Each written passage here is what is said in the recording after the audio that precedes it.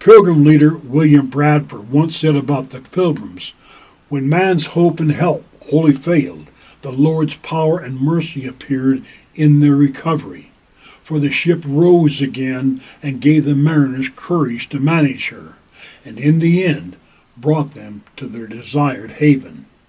As the Dutch ship Koi stood offshore, waiting for high tide, British authorities arrived. Armed soldiers tried to surround the women and children. Some of the men escaped, but most stayed with their women, including their leader, Reverend John Robinson.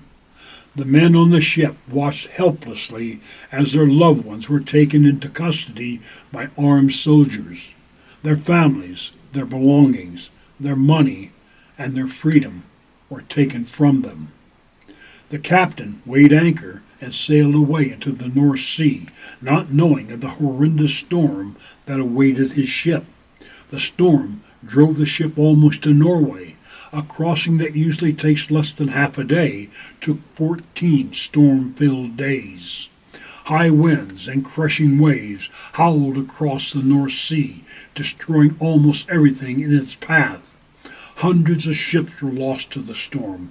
Many men died, but the Koi, the crew, and the Pilgrim Fathers survived. They miraculously lived to tell their story. But they knew nothing of the fate of their women and children. Their faith was tested. Was losing their families the price they would have to pay to remain true to their God? Had they survived the storm only to mourn their losses?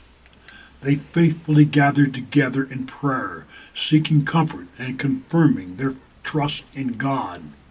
Our next video will tell the rest of the story of the Pilgrims' arrival in Holland. I am Keith McKim, a storyteller and a seeker of truth.